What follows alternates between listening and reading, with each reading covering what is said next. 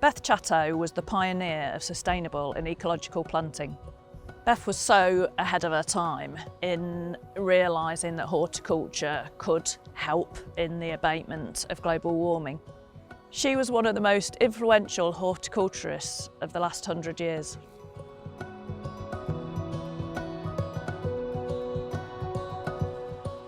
I'm Åsa Gregersorg and we're here at Beth Chatto Gardens in Essex. Beth was very famously known for her concept of right plant, right place. So right plant, right place is really about finding the perfect plant, even if you got a really difficult spot, using the conditions you got, not trying to change them, and selecting plants that are suitable to grow in those conditions. Don't go out and just buy, the plants you fall in love with.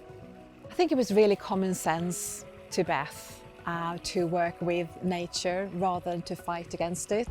Beth was really, my horticultural hero. It was really groundbreaking what she was doing in the 1960s. In those days, most people would focus on growing the biggest and the blousiest hybrids of plants, using a lot of fertilizers, using a lot of water. Beth was very much ahead of her time.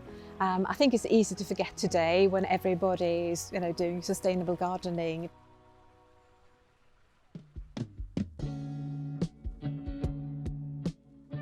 I'm Julia Bolton. I'm Beth Chatto's granddaughter, and I'm the Managing Director of the Beth Chatto Plants and Gardens and also Chairman of Beth Chatto Education Trust. Having a grandmother like Beth was not like having a normal grandmother, but I don't think I really fully understood the impact that she's had on the gardening world until I've taken more of an active role and seeing other horticulturists and other garden designers and talking to them about it. When Beth set out in her gardening journey, she had no idea whatsoever of the influence that she would have and where it would take her.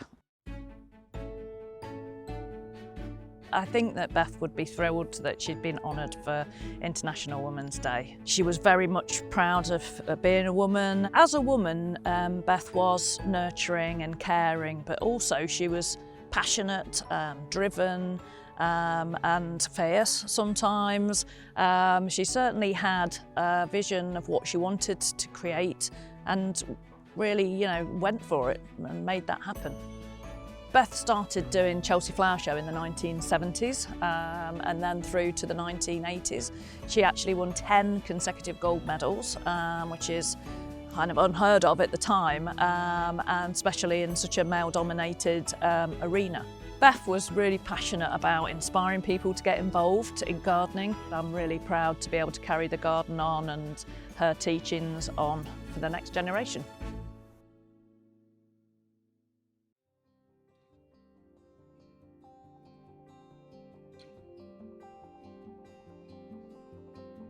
I'm Emily, I'm an apprentice here at RHS Hall. Before working here, I did a degree in design, worked in fashion design and then in fashion buy-in. I didn't work in the industry for that long until I realised that they're still chucking a lot of way and fast fashion is ruining the world. I found peace in my garden. I'd always liked gardening when I saw an advert for being an apprentice, and I thought that's my chance to work in a more sustainable industry and do something positive for the environment. Going forward, I definitely want to carry Beth's principles of right plant, right place, because it's so important within garden design because it's good for the environment. What I find so inspiring about Beth is that she just had a true love for plants. She didn't plan on being this horticultural icon that she now is regarded as. It just makes me feel like as long as you are passionate about something, it can take you anywhere.